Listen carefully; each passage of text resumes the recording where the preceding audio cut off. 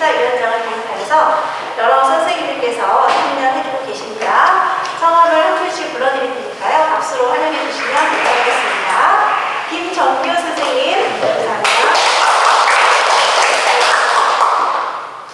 오주희 선생님, 감사합니다. 지현 선생님,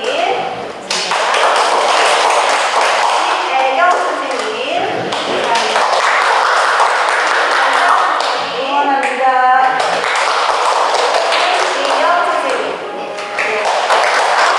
오늘은 이렇게 공정한 토론이 될 수 있도록 심사 잘 부탁드리고요. 심사위원장의 말씀은 토론을 다 끝나고 나서 최종적으로 들어보도록 하겠습니다. 지금부터 교육부와 문화부, 환경부 등이 후원하고 사단법인 전국 독서 세물별 모임이 주최하는 제21회 대한민국 독서 토론 논술대회 중학교 결승전을 시작하겠습니다. 결승전 상대 학교 발표하겠습니다. 찬성의 부천 상인중, 반대 부산중입니다. 부천 상인중과 부산중, 그리고 부산중과 부천 상인중의 결승전 시작하겠습니다. 대상 도서는 미래의 지구, 우리는 결국 지구를 위한 답을 찾을 것이다입니다. 토론 주제는 제1주제, 기후변화 문제 해결을 위한 2050 탄소 중립은 실현 가능하다입니다. 토론에 앞서 먼저 팀 소개가 있겠습니다. 안녕하십니까. 저희 팀의 이름은 강남태 도시조입니다. 저희는 부천 상일중학교에 다니고 있는 2학년들입니다. 감사합니다.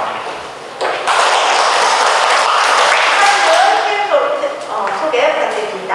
안녕하십니까. 부산중 제1발제자 김윤성입니다. 저희 팀의 이름은 넘버원입니다. 저희가 제일 중요하게 생각하는 것이 배려, 성실, 그리고 존중인데 그것들을 잘 지키고 성실하게 임하기 위해서 그렇게 이름을 지었습니다. 감사합니다. 팀 소개를 잘 들었습니다. 서로의 특징을 잘 소개해 주셨습니다. 감사합니다. 토론자 여러분은 토론의 정신을 잘 지키면서 공정하고 합리적인 교육적인 토론이 되도록 특별히 노력해 주시기 바랍니다.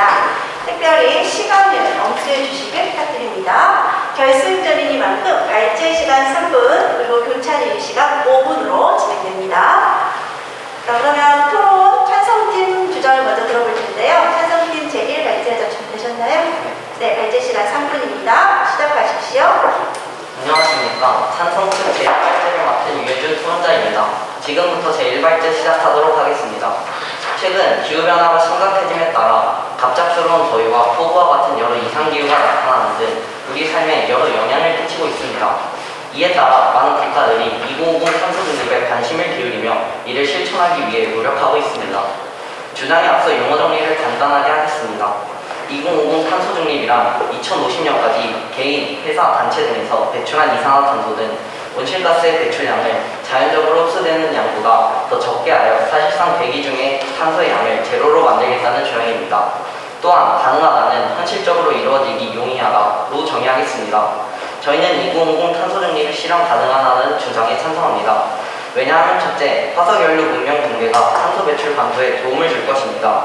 제러미 리크킨의 수소혁명에 따르면 2020년에 원유 생산량은 정점을 찍었고 현재 내리막길에 접어들었다고 합니다.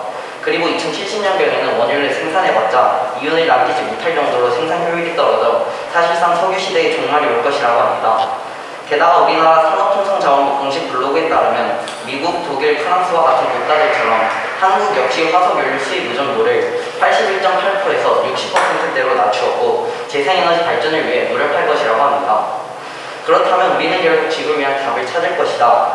162쪽에 있는 그래프에 나와 있듯이 이산화탄소를 평균적으로 연간 약 220억 톤 정도 배출하는 화석연료가 곧 종말을 만든다는 것은 2050 탄소 중립의 실현을 용이하게 만들어줍니다. 둘째, 재생에너지의 생산 단가가 꾸준히 떨어지고 있습니다.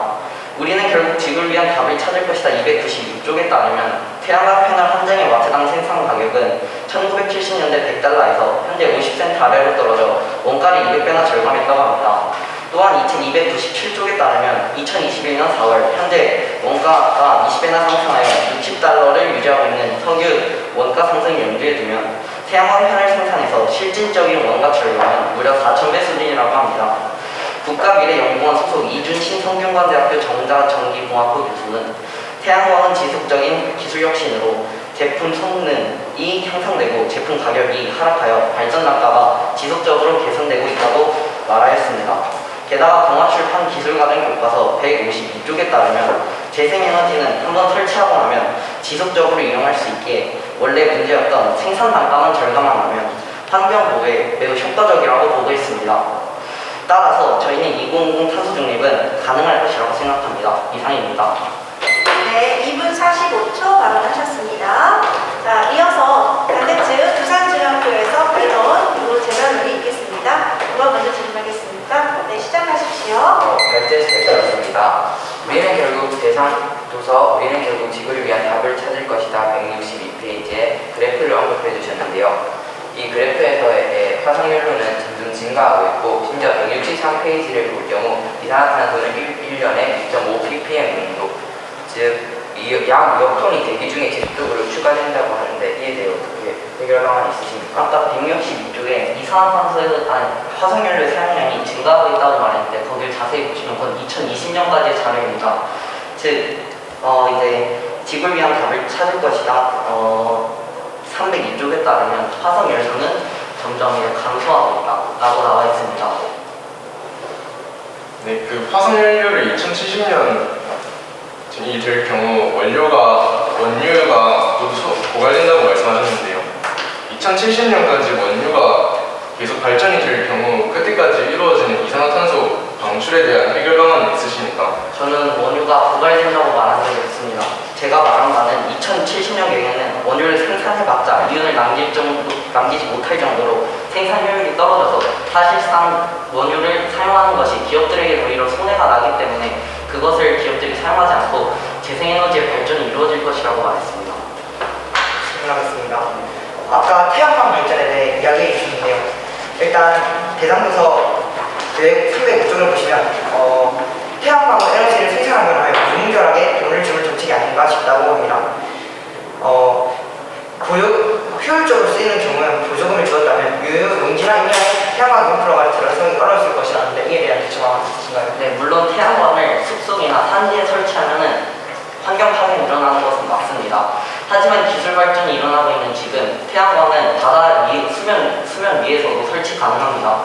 그리고 또한 레이 커즈와일의 특이점이 온다는 책에 따르면 10년마다 저희 과학기술은 2배씩 발전되고 있다고 합니다. 즉 2050년까지 이제 대략 30년 정도 남았는데 8배의 과학기술 발전이 이루어질 수 있다는 것이죠. 이런 점을 감안했을 때 태양광 에너지는 충분히 발전 가능해서 이제 탄소 중립을 이루기에 효과적인 방안이 될 수 있다고 생각합니다. 그 과학기술의 발전에 대해서 얘기하셨는데요. 그 과학기술의 발전을 2배라는 수치로 말씀하시는데 그 수치는 어떤 기준으로 만들어지신 것인지 알 수 있을까요? 제가 언급한 레이 커즈와일의 특이점이 온다에 기반한 근건데요. 과거에도 이제 각 10년마다 과학기술이 2배씩 발전했는데 1에서 2로 가는 것보다 4에서 8로 가는 것이 이제 발전량이 크듯이 기존에는 이제 너무 그 수치가 작아서 눈에 잘 안 보였지만 수치가 점점 커지다 보니까 2배로 증가하는 것이 눈에 보였습니다. 알겠습니다. 대상도서 274쪽을 보면 무려 40년이 넘었음에도 기후과학의 수준이 그다지 발전하지 않았다고 볼 수 있습니다. 이로써 과학의 발전량이 그렇게 많이 크지 않다는 걸 알 수 있는데 아닙니다. 제가 아까 말씀드렸다시피 1에서 2로 가는 것보다 8에서 16으로 가는 게 차이가 훨씬 크듯이 지금까지는 그 차이가 작아서 2배가 발전을 해도 잘 안 보였지만 이제는 점점 차이가 커지다 보니까 2배로 갈수록 그 차이는 분명하게 드러납니다.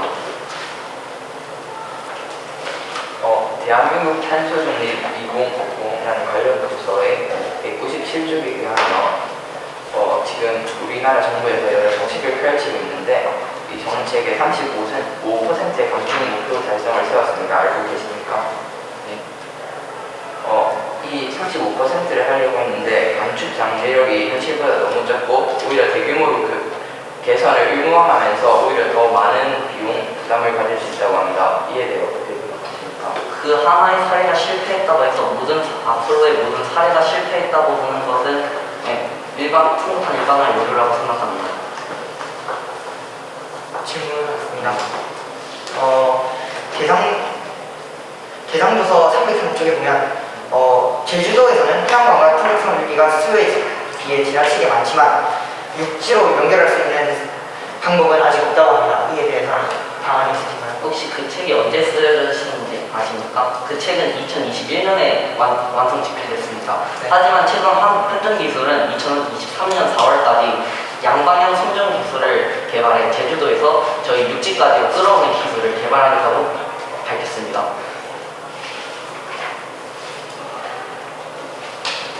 대상도서 미래의 지구 165페이지를 보시면 2040년까지 전 세계는 3분의 2에 해당하는 탄소 배출을 줄였지만 그에 많은 노력을 한 것을 인정합니다. 하지만 계속 기온은 상승하고 있는데 저희는 2050년까지 시간이 없습니다. 하루빨리 저희는 대책을 바로 취해야 되는데 이런 대책이 있으실까요? 네, 여기까지 하겠습니다. 5분 11초 사용하셨습니다. 자, 이렇게 해서 탄성측 제1발제 들어보았고요. 이어서 부산중학교 반대측 제1발제 제작 들어보도록 하겠습니다. 준비되셨습니까? 네. 시작하십시오. 안녕하십니까. 기후변화 문제 해결을 위한 2050년 탄소 중립은 실현 가능하다는 주제에 대해 반대하는 반대측 제1발제자 김윤서라고 합니다. 먼저 발제를 시작하기 앞서 재정의를 하겠습니다. 탄소 중립이란 이산화탄소를 배출한 만큼 흡수하는 대책을 세워 실질적인 배출량을 0으로 만드는 것을 의미합니다. 이제 발제를 시작하겠습니다. 저희 팀은 문제, 기후변화 문제를 위한 2050년 탄소 중립은 실현 가능할까 주제에 대해 세 가지 이유로 반대합니다. 첫째, 탄소 중립을 실현시키는데 많은 비용이 있다. 최근 일본에서 발표한 탄소 국경 메커니즘의 도입으로 국제 무역 및 국내 산업에 큰 영향을 줄 것으로 예상됩니다. 당장 일부 업종에만 도입할 계획으로 탄소 적용 대상 품목을 간접 배출까지 고려할 경우 우리나라 주요 업종들의 발을 자격이 매우 늘어날 수 있습니다. 탄소 국경제는 정면 도입 시 국내 배출권 거래제 시행에 따른 탄소 가격 감면이나 기존 에너지 전환 정책의 효과가 반영되지 않을 경우 2030년 우리나라가 부담해야 할 규모는 8조 원 이상이 될 것으로 예상되고 있습니다. 둘째, 인간의 이기적인 행동 때문에 온실가스가 많이 배출되고 있습니다. 교과서 미래 도덕 책 152쪽에 따르면 항류의 수요가 늘면서 온실가스가 많이 배출되고 있습니다. 숲을 농작으로 만들며 이산탄소 흡수가 줄어들고 온실가스가 배출되어 총 이산화탄소량이 증가합니다. 셋째, 연쇄 반응이 일어나기 때문입니다. 이에 대한 예에는 대상으로서 우리는 결국 지구를 위한 답을 찾을 것이다. 284쪽을 보면 티킹 포인트가 연쇄 반응을 일으켜 메탄 폭탄이 터지면 이후 기후변화 양상은 통제 불가능할 정도로 전이된다고 합니다. 이러한 연쇄 반응에서는 대상도서 우린 결국 지구를 위한 답을 찾을 것이다. 189쪽과 152쪽을 보면 온실효과로 인해 바다가 가열되고 온도가 증가함으로써 바닷물의 이산화탄소 발량이 감소하여 매우 많은 이산화탄소가 배출되고 매년 지구의 이산화탄소 정도가 크게 증가하고 있다고 합니다. 또한 빙하가 녹아 해수면이 증가하여 엘니뇨와 라니냐에 대해 큰 피해를 주는 등 문제가 있습니다. 나사의 연구 결과에 따르면 1850년부터 2020년도까지 1도가량 증가했기 때문에 연쇄 반응은 이미 일어나고 있으므로 나중에 일이 아닙니다. 그러므로 저희는 기후변화 문제를 위한 2050년 탄소 중립을 실현 가능한가라는 주제에 관해 강력히 반대합니다. 감사합니다. 네, 2분 21초 발언하셨습니다. 자, 이어서 부천 사진팀 반론 그리고 부산 중에서 발언이 있겠습니다. 누가 먼저 질문하겠습니까? 네, 시작하십시오. 반대측에 제일 발제를 잘 들었습니다. 하지만 몇 가지 궁금한 점이 있으니까 질문을 드리려고 합니다. 아까 이기적인 행동으로 인해 탄소가 많이 배출된다고 하셨는데 맞습니까? 네, 맞습니다. 하지만 인간은 공산을 하는 그 모두가 이기적이지는 않습니다. 이에 대해 어떻게 생각하시나요? 하지만 도덕책 152쪽에 보면 샴푸나 팜유, 화장품, 감자칩, 컵라면 등 팜유에서 감자칩, 컵라면, 샴푸, 화장품 등을 만드는 데 쓰이는 팜유는 팜나무에서 얻는데 그 팜나무를 만드는 데 농장을 만들어야 해서 환경 파괴되어서 그렇게 됩니다. 그거랑 무슨 관계가 있는지 궁금합니다. 팜유를 만드는데 이산화탄소와 온실가스와 이산화탄소가 많이 배출되어 탄소 중립이 있는 것이 불가능하기 때문에 근데 그것이 이기적인 사람을 보는 것 어떤 관계가 있는지 질문을 드리려고 합니다. 감자칩, 컵라면, 샴푸 등은 사람이 줄일 수 있지만 지금 현재까지도 계속 사용하고 있고 앞으로 계속 사용할 것이라고 예상되고 있기 때문에 이기적인 행동이라고 생각할 수 있습니다. 하지만 중리 도덕 교과서에 따르면 인간은 도덕적 존재로 다른 사람을 배려할 수 있다고 합니다. 그런 사람을 보고 이적인 동물이라고 정의할 수 있습니까? 그 점은 충분히 인정합니다. 하지만 인간 중의적 관점을 지닌 인간의 삶은 풍요롭게 해주는 긍정적 측면만을 바라보기 때문에 무분별한 개발과 환경 파괴로 이어지는 인간의 삶마저 신경 쓰지 않는다는 점까지 말씀드리고 싶습니다. 다음 질문 넘어가도록 하겠습니다. 아까 세 번째 주장에 의해서 연쇄 반응을 언급해 주셨습니다. 맞습니까? 네, 맞습니다. 근데 혹시 연쇄 반응이 정확히 무엇인지 알고 계신가요?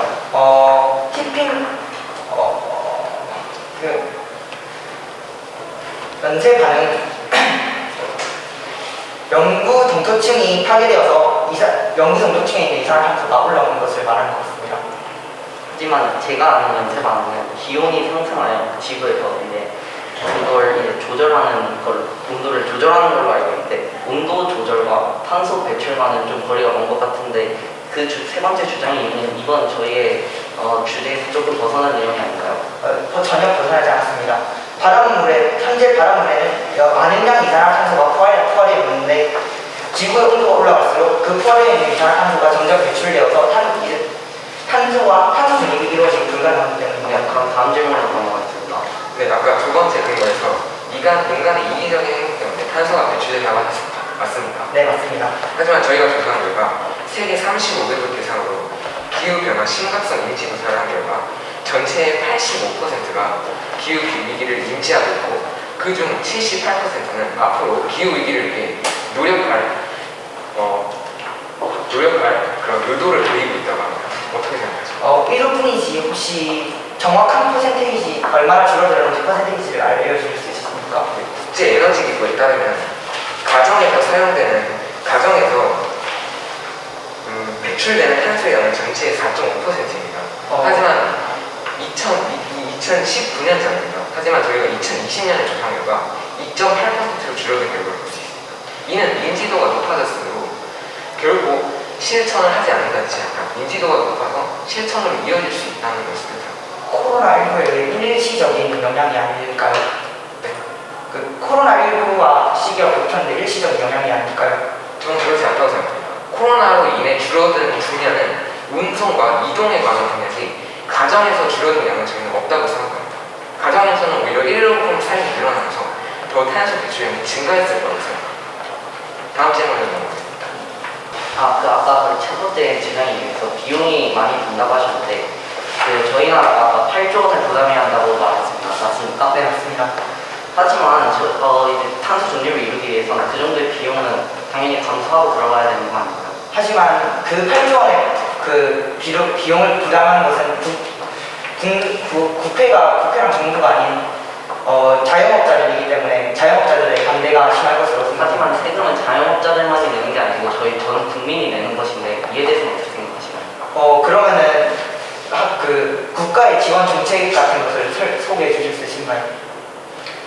국가는 이미 탄소 국경세를 이제 기업에게 매김으로써 그로 인한 비용을 마련하고 있습니다. 그리고 다음 질문으로 넘어가겠습니다. 네, 혹시 올해 우리나라 탄소 중립 가격 예산이 몇 조인지 아십니까?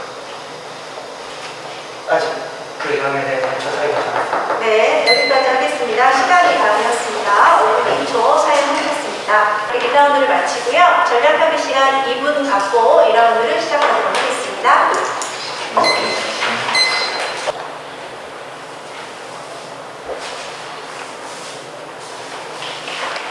10초 남았습니다.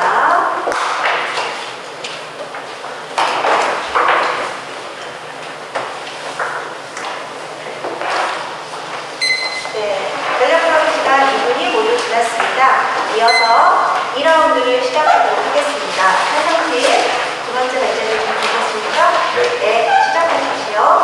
안녕하십니까. 찬성님 제2발제를 맡은 배서진 토론자입니다. 먼저 글차지에서 하신 반론을 제시하겠습니다. 아까 토론자께서는 그 탄소 국경제 때문에 발생되는 비용이 약 8조 원이라고 하셨습니다.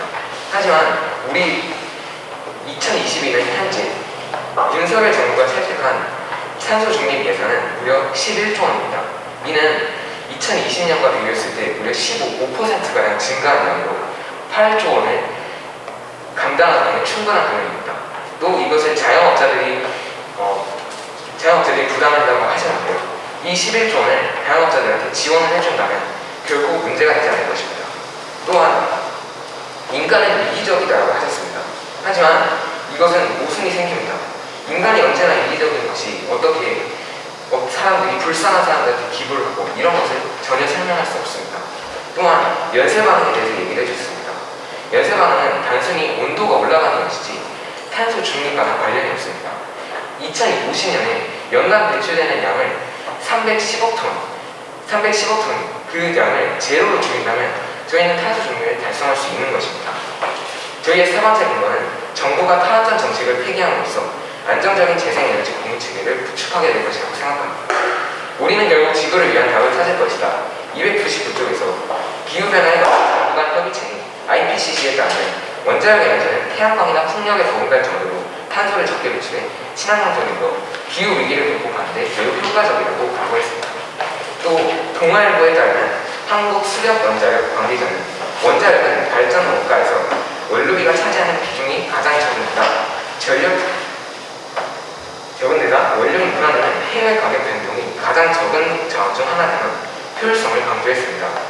만약 이렇게 효율이 뛰어난 원자력 에너지를 재생에너지와 함께 공존시켜 전기를 생산한다면 전력 가격도 낮출 수 있을 뿐더러 재생에너지를 뒷받침하는 역할이 되어 더욱더 안정적으로 공급체계가 구축될 것입니다. 이와 같은 장점을 받아들여 윤석열 대통령 정부는 2022년 7월 5일 탈원전 폐기를 공식화해 2030년까지 원전 비율을 30% 이상 올려 안정적인 재생에너지 공급체계를 구축하는 방안을 선택하게 됐다고 밝혔습니다. 넷째, 건물을 친환경적으로 변화시키면 많은 양의 이산화탄소를 줄일 수 있습니다. 2021년 국제에너지기구에 따르면 건물에서 배출하는 이산화탄소가 전체 이산화탄소 배출량의 38%를 차지한다고 합니다. 중일 기술과정 교과서 232쪽에는 친환경 건설 기술에 대해 명시되어 있습니다. 대표적인 방안으로는 난방에 사용되는 화석연료를 전기로 대체하거나 연료전지를 건물 냉방에 사용하는 것이 있습니다. 유럽은 1조 유로, 서울시는 1조 3천억, 미국은 5천억 달러를 지원하는데 망연히 일어난 정책을 실시하는 것이 아니라 실질적인 지원으로 더욱 효과적인 친환경적 건물을 짓는데 도움을 주고 있습니다. 따라서 저희 사업부는 이러한 방법으로 2050 탄소 중립이 실현 가능하다고 생각합니다. 감사합니다. 네, 3분 7초 발언하셨습니다. 자, 이어서 부산중학교에서 재발론 있겠습니다. 질문, 네, 시작하십시오. 원자력 에너지를 사용하여 원자력 에너지 비중을 높인다고 하였는데 맞으시나요? 네, 맞습니다. 하지만 원자력에는 많은 단점이 있습니다. 첫 번째는 경제적으로 합리적이지 않습니다.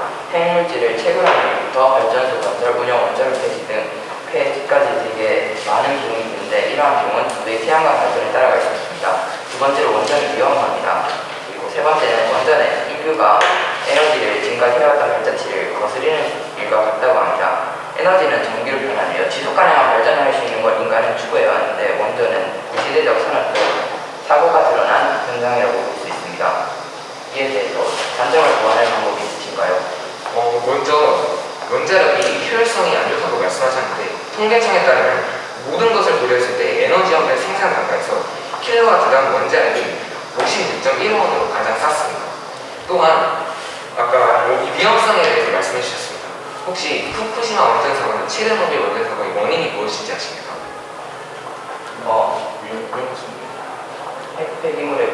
핵폐기물의 위험성을 알고 있습니다.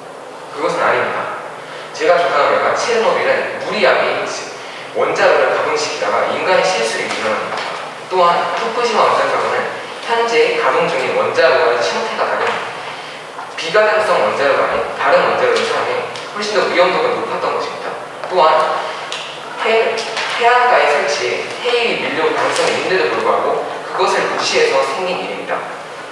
그러므로 원자력의 사고는 충분히 인간의 실수를 방지한다면 일어날 수 있는 일입니다. 또한 직원들의 안전교육을 철저히 시키자면 충분히 될 수 있습니다. 네, 아까 저희 주장에 대해서 반론하면서 주장을 시작하셨는데요. 오해가 있을 것 같아 말씀을 드립니다. 저희가 말하는 연쇄 반응은 그냥 온도만 증가하는 것으로 끝나는 것이 아닌 온도가 증가함으로 인해 극지방의 영구동토층에 있는 메탄가스와 이산화탄소가 방출되며 바다의 물에 기체 포화량이 줄어들게 되어 이산화탄소가 배출되게 됩니다. 그러므로 그 아까 전에 말씀하신 주제와 거리가 멀다는 의견에 대해서 오해가 풀리셨으면 합니다. 네, 물론 그 점을 다시 말씀해 주셔서 감사한 따름이지만 저희가 아는 바로는 여러 기술로 그러한 메탄가스를 줄일 수 있습니다. CCUS 기술이나 수소 에너지, 연료 전지와 같은 기술로 충분히 그거를 커버할 수 있다고 생각합니다. 연료 기술이나 CCUS 등 아직 많이 상용화되지 않은 것은 아직 법률이나 체계적으로 많이 사용되지 않았기 때문에 그런 걸 라고 생각하도록 하겠습니다. 그리고 또한 아까 친환경 건물에 대해 말씀해 주셨습니다. 하지만 정부가 2030년까지 리모델링이 1,500만 동이 필요해야 이게 실시가 가능하다고 합니다. 하지만 공공건물은 우리는 리모델링을 전체의 3분의 1이나 해야 되는데 이것을 리모델링을 하는 것은 너무 비현실적이고 너무 경제적으로 이득이지 않다고 생각합니다. 저희는 모든 건물을 다 리모델링 한다는 말은 아니었습니다. 새로 건축되는 신축 사업을 친환경적으로 만든다는 것이지 현재 있는 모든 건물을 다 친환경적으로 만드는 것은 저희도 무리라고 생각합니다.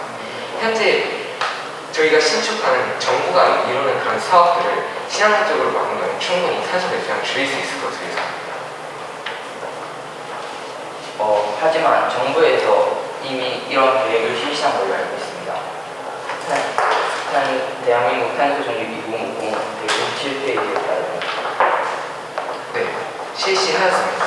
그래서 저희가 이러한 방안으로 탄소 배출량을 줄여도록 2050 탄소 중립이 실현 가능하게 용이하다고 봅니다.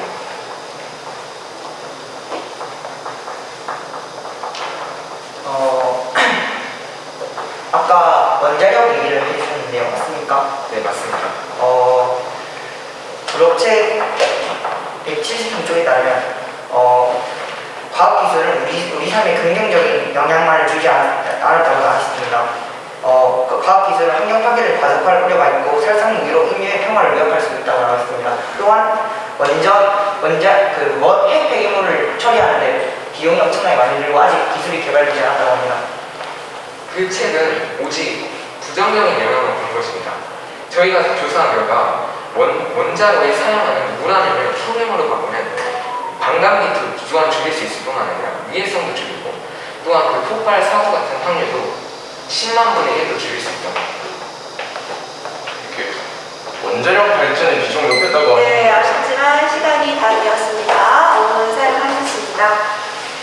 네, 이어서 부산중학교 두 번째 발제 강수 평론가님 준비되셨습니까? 네, 준비되었습니다. 네, 시작하십시오. 먼저 앞에 이어진 오해에 대해 풀고 시작하도록 하겠습니다. 일발제자님께서는 세 가지 얘기해 주셨는데요. 저희가 부산의 문제는 기온이 올라가면 그 차례차례 다른 문제들도 생길 수 있다는 걸 말씀드리고 싶었습니다. 그 다음에 총 310억 톤을 영으로 만들어야 하셨는데 제가 최근에 조사한 바로는 420억에 관련된 곳을 증가하였다고 합니다. 그러면 이제 발제 시작하도록 하겠습니다. 첫 번째 이유는 선진국들의 기술력 때문이라고 생각합니다. 최근 기후기관인 G7에서 선진국 및 2050 탄소 중립에 대해 비판하고 있는데요. 그 이유는 중국에 이어 세계 2위 탄소 배출국인 미국과 석탄 발전 연료의 3분의 1을 차지하는 일본 등 의존도가 높은 두 나라가 적극 협상에 나서지 않으면서 크게 의미가 없어지고 있기 때문입니다. 두 번째는 불완전한 탄소 중립 때문입니다. 최근 탄소 중립과 에너지 대란이 맞물리는데요. 이덕환 교수의 논문에 따르면 한국은 태양력, 풍력 등 친환경 지역상 많이 제한을 받고 원자력 에너지가 필요한데 이 또한 완벽하게 안정성이 없다고 합니다. 그리고 세 번째는 화석연료의 대체가 어렵다는 점입니다. 기술과정 2생 교과서 기술과정 책의 163페이지에 의하면 우리가 가장 많이 사용하는 소재는 외장량이 얼마 남지 않은 데다가 일부 지역에만 편중되어 있다고 합니다. 또한 KBS의 2022년 8월 5일자 뉴스에 의하면 최근 50년 동안 전기 발전의 3분의 1가 화석연료로 쓰이고 있고 이를 해결하기 위해서 계산적으로 2050년 안에 공기기술의 발전이 지금의 31배가 되어야 하는데 이것은 이론적으로 불가능하다고 합니다. 또한 우리는 결국 지구를 위한 답을 찾을 것이다. 189페이지를 보면 온실효과로 인해 바다는 더욱더 가열될 것이고 국제적 사회의 특성도 한몫을 할 수도 있습니다. 교과서 비상 3학년 사회 제105페이지에 의하면 국제사회는 자국의 이익을 우선시한다고 합니다. 외부도서 대한민국 탄소 중립 2050 280페이지에 의하면 루토의 정치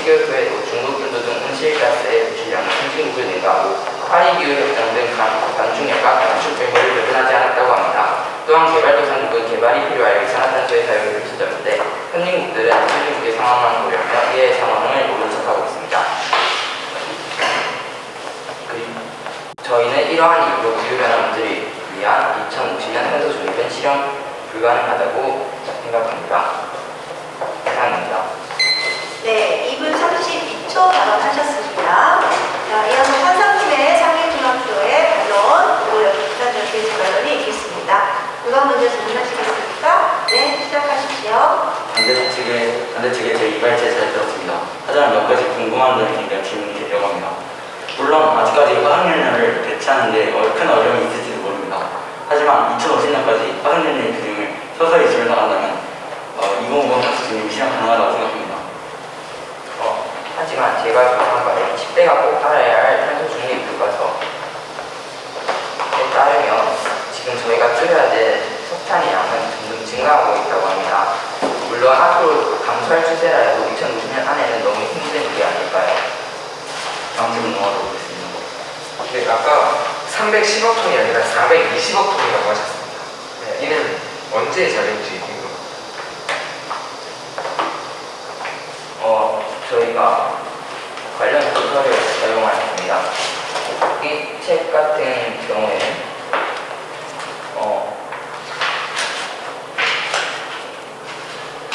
2021년 11월 달에 지어진 걸로 알고 있습니다.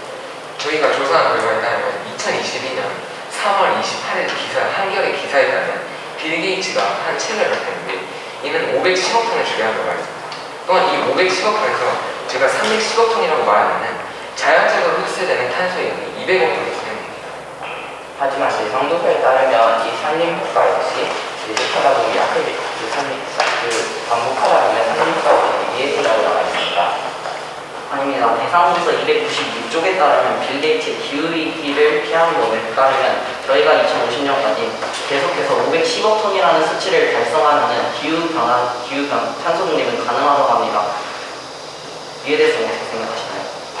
계속 감소한다면 그럴 수 있다고 생각합니다. 하지만 저희가 많은 산업활동을 하고 있고 그리고 또한 이산화탄소량은 아직 수치적으로 계속 증가하고 있는 현황이기 때문에 그것은 옳지 않다고 보고 있습니다.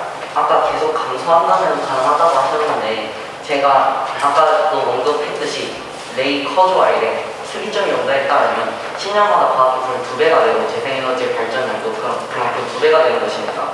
하지만 현재 재생에너지의 발전 비율이 26.6%인 걸 감안했을 때 그 8배가 증가한다면 무려 100%가 넘는 엄청난 수치입니다. 즉 이산화탄소는 점점 더 감소할 것이라는 전망인데 이에 대해서 어떻게 생각하시나요?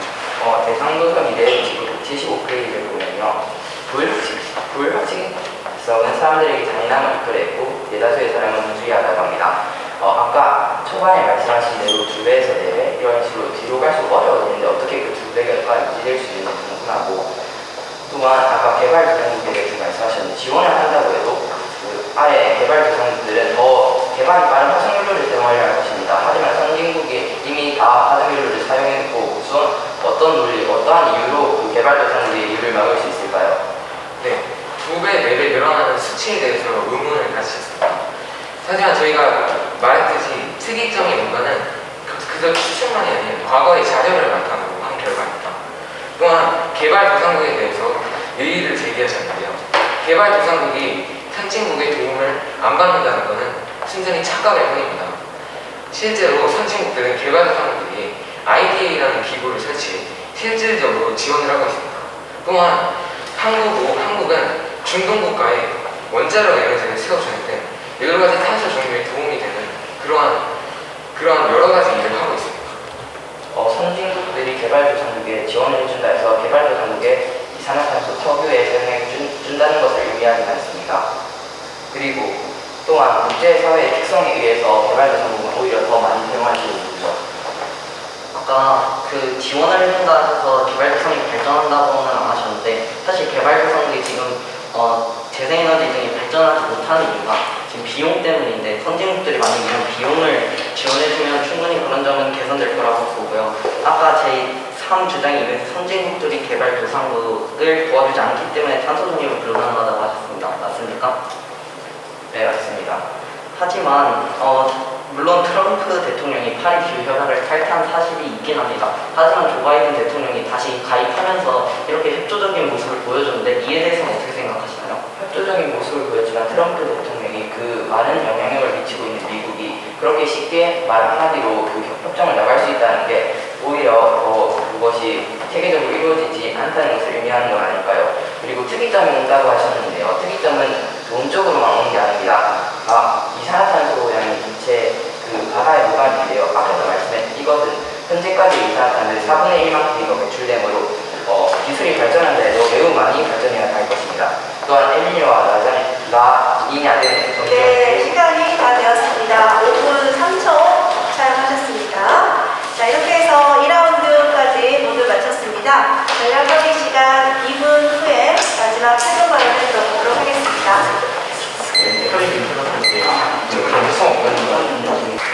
네, 전략적인 시간이 다 되었습니다. 자, 이어서 마지막 최종 발언을 들어보도록 하겠습니다. 찬성 측 최종 발언부터 시작하겠습니다. 준비되었습니까? 네, 시간은 2분입니다. 시작하십시오. 안녕하십니까. 찬성 측 제3발제를 맡은 최지원 토론자입니다. 오늘 저희는 2050 탄소 중립은 실현 가능하다라는 주제로 두고 열띤 토론을 했습니다. 저희 찬성 측은 4가지의 근거를 제시했습니다. 첫째, 우리는 결국 지구를 위한 답을 찾을 것이다. 162쪽에 있는 그래프에 나와있듯이 이산화탄소를 평균적으로 연간 약 220억 톤을 배출하다 화석연료가 거의 부과되었다. 둘째, 동아출판 기술과정 교과서 152쪽에 따르면 재생에너지는 한 번 설치하고 나면 지속적으로 이용할 수 있고, 또한 우리는 결국 지구를 위한 답을 찾을 것이다. 297쪽에 따르면 태양광판을 생산해서 실질적인 원가 절감은 4,000배 수준으로 재생에너지 중 하나인 태양광 에너지의 효율이 매우 높아지고 있다. 셋째, IPCC에 따르면 태양광이나 풍력의 보온갈 정도로 탄소를 적게 배출해 친환경 자산으로 기후 위기를 극복하는 데 매우 효과적인 원자력 에너지를 사용할 수 있다. 넷째, 중일 기술 가전교과서 232쪽에 명시되어 있듯 대표적으로 화석연료 시스템을 전기로 대체하는 것처럼 건물을 친환경적으로 변화시킬 수 있습니다. 토론 과정에서 토론은 서로 대화를 하는 것이지만 상대 측에서 너무 자료에만 집중하신 것 같아 아쉬웠습니다. 토론 과정에서 과학 발전과 시간이 쟁점이 되었습니다. 과학 발전이라는 쟁점에서는 반대 측은 그전까지의 과학 발전이 그리 크지 않았다고 생각한 반면 저희 찬성 측은 과학 발전은 점점 발전한다고 생각합니다. 또한 시간이라는 쟁점에서는 모두가 알듯이 2050 탄소 중립은 2050년까지의 기한이 있습니다. 반대 측은 시간이 부족하다고 생각한 반면 저희 찬성 측은 과학 발전까지 시간이 충분하다고 생각합니다. 물론 아직까지 화석연료의 비중이 높은 것은 인정하는 편입니다. 하지만 비중을 서서히 줄여나가면 가능하다고 생각합니다. 또한 트럼프 대통령이 파격적인 실패한 건 사실이지만 바이든 대통령께서 다시 가입함으로써 이는 트럼프 전 대통령의 단순한 개인적인 이탈일 뿐입니다. 이기적인 사람의 행동이라고 언급하셨는데 인간은 공설하는 등 충분히 합리적인 동물이라고 말하고 싶습니다. 네, 여기까지 듣겠습니다. 2분 4초 발언하셨습니다. 최종 발언은 2분입니다. 네. 1발제, 2발제 갈 때는 3분 2분, 최종 발언은 2분이에요. 3분이 뭐라고 하셨습니까? 네, 충분히 그게 전달이 된 것 같아서 저는 마무리 발언하는 줄 알았습니다. 충분히 전달이 된 것 같습니다. 네, 2분 4초 발언하셨습니다. 네, 잘 들었습니다. 이번에는 반대측 최종 발언 시작하겠습니다. 준비되셨나요? 안녕하십니까. 반대측 제3발제자 최현민입니다. 먼저 즐겁고 매력 있는 토론해 주셔서 감사하다는 말 전해드리고 싶었습니다. 수령과 반박으로 시작하겠습니다. 먼저 탄소 국경 조정 메커니즘을 위해서 세금이 많이 들어간다고 하셨는데 이는 국제 거래를 할 때 기업이 부담해야 하는 비용입니다. 또 그 과학 발전의 기술이 2배로 증가하신다 하셨는데 과학 기술이라는 그 추상적인 개념을 어떠한 기준을 가지고 2배로 늘어난다고 하는지 묻고 싶었습니다. 또 파리 기후 협약에서 트럼프가 개인적인 이유로 탈퇴한 것을 알 수 있습니다. 그런데 그렇게 개인적인 이유로도 탈퇴를 할 수 있는 이러한 협약은 강제성이 없다는 것을 말씀해 드리고 싶었습니다. 그럼 지금부터 저희 반대측 내용을 요약해 2가지로 전해드리겠습니다. 첫째, 온도 상승에 따른 연쇄 반응으로 온실가스가 많이 배출이 됩니다. 교과서 미래행 도덕책 152페이지에 나와 있듯이 화물의 수요가 늘면서 온실가스가 많이 배출되는 등 온실가스가 배출되면 온실효과로 인해서 기온이 상승하게 됩니다. 기온이 상승을 하면 우리는 결국 지구를 위한 답을 찾을 것이다. 189페이지와 152페이지에 나와 있듯이 지방의 열도 호도층이 녹으며 세계 평균 농도의 수배에 달하는 고농도의 이산화탄소와 메탄가스가 방출이 됩니다. 또 둘째, 국제 정치적 문제가 있습니다. 세계 1위 탄소 배출국인 중국을 포함한 몇몇 나라가 협상에 적극적으로 참여하지 않고 있습니다. 또한 선진국들과 개발도상국들 사이에 일견 대립이 장기화되면서 탄소 중립의 가능성을 점점 떨어뜨리고 있습니다. 저희 팀은 위와 같은 이유로 2050 탄소 중립은 실현 가능하다라는 주제에 대해 반대하는 바입니다. 이상입니다. 네, 1분 56초 발언하셨습니다. 자, 이것으로 찬성팀 부천 상일중 대 반대팀 부산중학교의 토론이 끝났습니다. 잠시 후 심사 결과 발표가 있겠습니다. 심사위원 선생님께서는 점수가 집계 완료되는 대로 심사위원 위원장님께 전송해 주시기 바랍니다. 원만한 진행에 협조해 주신 양팀 토론자 여러분께도 진심으로 감사를 드립니다. 자, 점수가 집계되는 동안 우리 소감 발표 좀 해보세요. 오늘 토론 어떻게 진행했지? 전해드리고 싶었던 바 다 전해드리기 별로 아쉽고요. 저희 아쉬웠던 점을 배울 수 있어서 너무 좋았습니다. 다음번에도 기회가 되면 같이 토론을 해보고 싶습니다. 네, 감사합니다. 오늘 토론 소감 부탁드립니다. 이 기후변화라는 지금 많이 저희에게 가까워진 문제에 대해 토론을 하고 이 점점 탄소 중립의 현실에도 다가가고 있는 것 같아서 그런 좋은 거 많고 이러한 차이가 있다는 마음으로 하고 싶습니다. 네, 감사합니다. 탄소 중립과 기후라는 이런 주제, 지금 이슈되고 있는 주제에 대해서 같이 이야기할 수 있어서 너무 좋았고요. 그 상대측 제3발제자분도 저처럼 저도 상분으로 생각하고 있었거든요. 그래서 서로 아마 힘들었지 않았을까 생각하고 있습니다. 하고 싶은 말을 충분히 못했군요. 네. 자, 우리 이번에 부천 상일중 오늘 토론 소감 부탁드립니다. 확실히 결승전이어서 그런지 상대가 너무 자료도 철저히 준비해서 그래서 처음에 그럴 때 좀 위험했지만 그래도 어느 정도 저희의 토론을 한 것 같아서 느끼고 상대의 마음을 많이 열어온 것 같아서 만족스러운 토론이었습니다. 네, 좋습니다. 역시 결승전 상대라서 그런지 저희 상대보다 훨씬 수준이 높았던 것 같아요. 다음에도 혹시 기회가 된다면 붙어볼 수 있다면 정말 영광이었습니다. 감사합니다. 네, 소감 감사합니다. 아까 말했듯 저도 선발제가 3분인 줄 알고 준비했으나 2분밖에 되지 않아 준비한 자료를 거의 절반밖에 전달해드리지 못한 게 매우 아쉬웠습니다. 그래서 정상적인 정상을 보여주셔서 감사합니다. 네, 감사합니다. 함께 토론 소감까지 잘 말씀해 주셔서 감사드립니다. 자, 준비되는 대로 결과를 발표해 드리도록 하겠습니다. 네, 중학교 여러분들 여기까지 결승전까지 오시느라고 너무너무 수고가 많으셨고 아마 굉장히 뜻깊은 자리였다라는 생각이 드는 것이 지금까지 제가 토론 대회를 보아왔던 대회 그 어느 대회보다도 너무 역량들이 뛰어나시고 이렇게까지 중학생들이 토론을 할 수 있는가에 대해서 소름이 돋는 그 전율까지 일게 해주셔서 너무너무 감사를 드립니다. 특히 부산중학교에서는 관련 도서와 그리고 교과서를 아주 잘 인용을 하시고 깊이 있게 탐구를 하셨습니다. 그에 따라서 찬성 측에서 제시한 반론이나 이런 것들을 대상 도서를 충분히 활용해서 적절하게 제 반론을 펼쳐주시고 한 것에서 독서를 깊이 있게 했구나 이런 생각이 들었습니다. 그리고 이제 상일중학교에서 토론을 진행해 나가는 이 자세를 보면서 굉장히 다양하고 폭넓은 유연한 사고와 깊이 있는 사고가 뒷받침되지 않으면 이렇게 상대방의 그 인론에 따른 주장을 타당한 근거를 제시하고 다양한 자료를 제시해서 반론을 펼칠 수 없었을 것이다 라고 생각이 됩니다.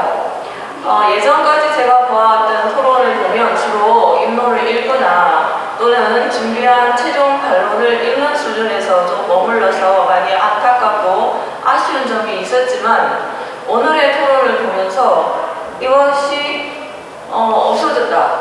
즉 그냥 준비한 자료나 준비한 주장을 계속 읽고 자기 것만 고집하는 것이 아니라 이제는 상대방의 주장과 근거를 들으면서 타당한 근거들을 제시할 수 있는 수준까지 중학생들의 토론 역량이 듣기와 말하기 그리고 바람직하고 올바른 문제 해결을 위해서 깊이 고민하는 인식 능력이 생겼다. 그래서 현재 진행되고 있는 2022 교육과정에서 자기 주도적이고 자기 결정권이 청소년에게 있는가라는 의문을 제시했을 때 저는 여러분들을 보면서 우리의 청소년들이 자기의 결정권을 가지고 충분히 자기의 의사를 말할 수 있는 수준이 됐다라고 할 수 있을 만큼 여러분들은 오늘 토론을 굉장히 잘해 주셨습니다.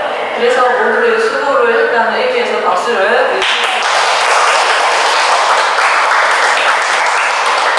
토론 대회인 만큼 판정을 하도록 하겠습니다. 치열한 논쟁에서 결국은 우리가 평화의 정신을 다는 토론의 정신을 가지고 봤을 때 다 바람직하고 합리적인 그런 해결 방안을 모색하는데 손색이 없는 토론이었지만 판정을 드리겠습니다. 찬승 측 상윤중학교 승리하셨습니다.